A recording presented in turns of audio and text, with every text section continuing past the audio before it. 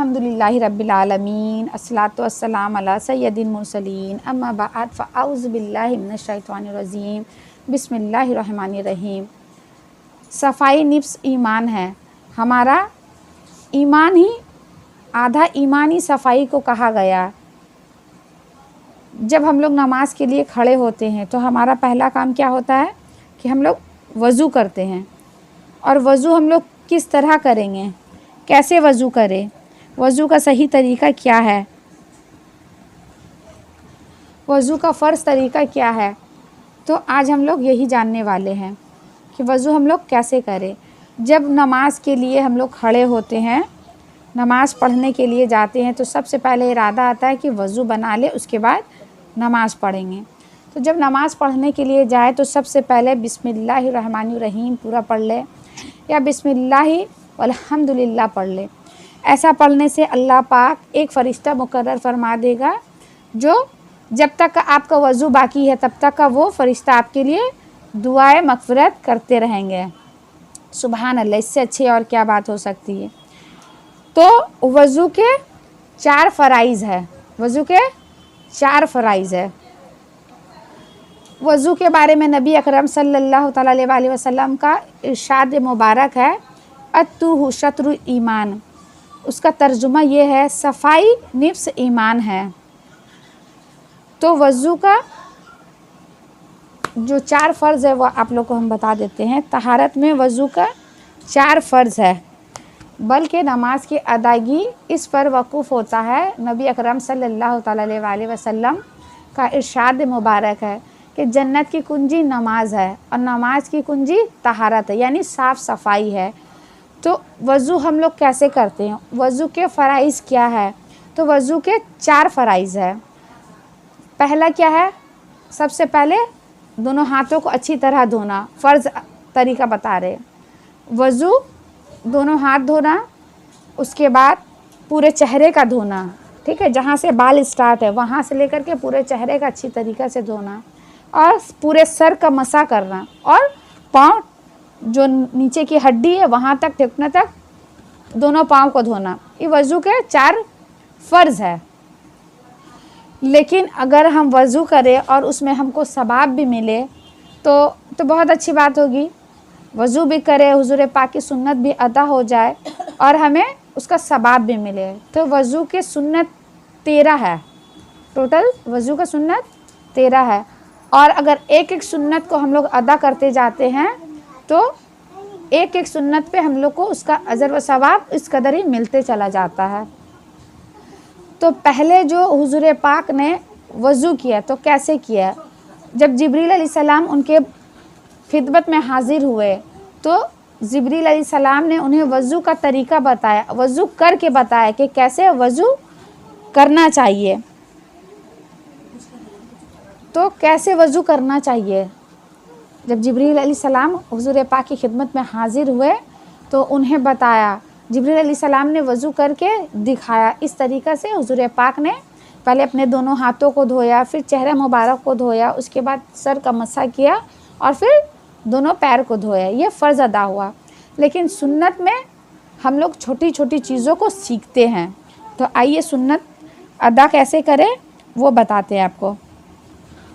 जब सहाबा इकराम रिजवान आप सल्लल्लाहु अलैहि वसल्लम के पास आए तो ये तरीका, जो सुन्नत का तरीका बयान फरमाया, जो सुन्नत तरीका कहा जाता है।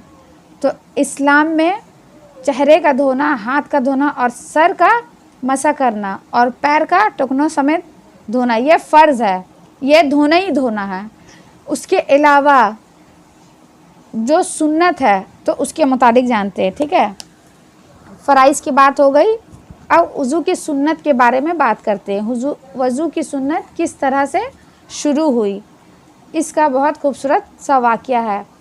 एक मर्तबा ऐसा हुआ कि हज़रत उस्मान गनी रज़ियल्लाहु ताला अन्हु के उनके पास जो ग़ुलाम वग़ैरह थे तो उनके पास उन्होंने उनसे कहा कि आप पानी लाए।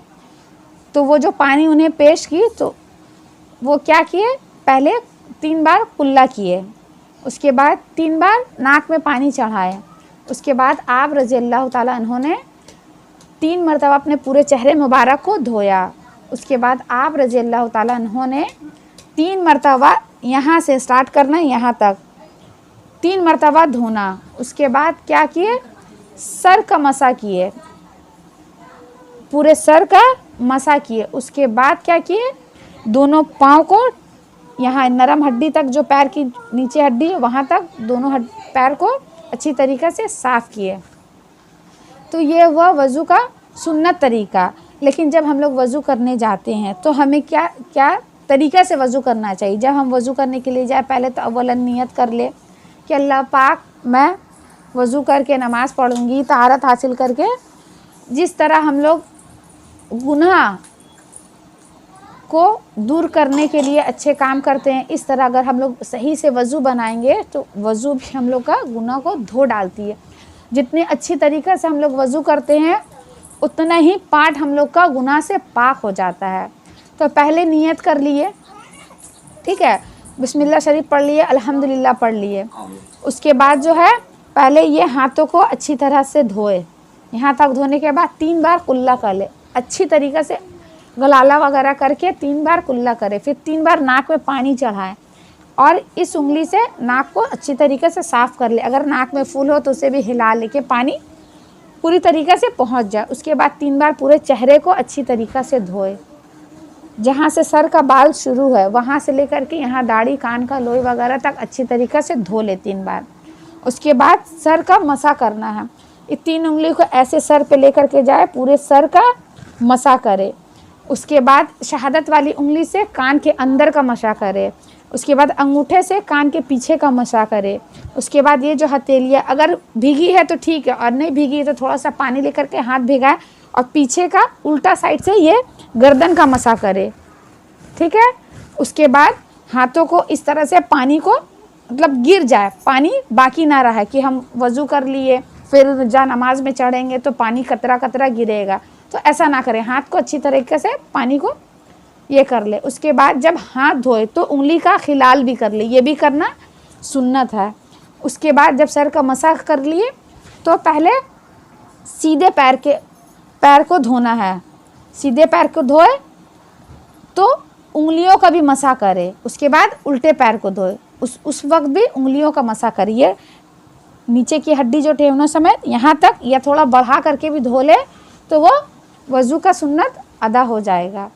इस तरह कर करके हम लोग नमाज के लिए रेडी हैं। और इतने अच्छा से वज़ू करें कि जैसा कि आपको लगे कि उंगलियों के नाखून के अंदर से भी मैल निकल जाए।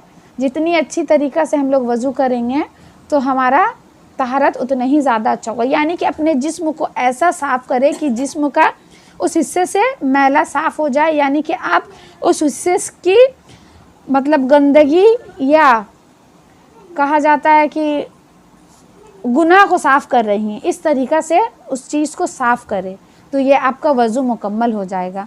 अगर समझ में आया है तो बोलिए, नहीं समझ में आया तो फिर हम रिपीट करेंगे। समझ में आया?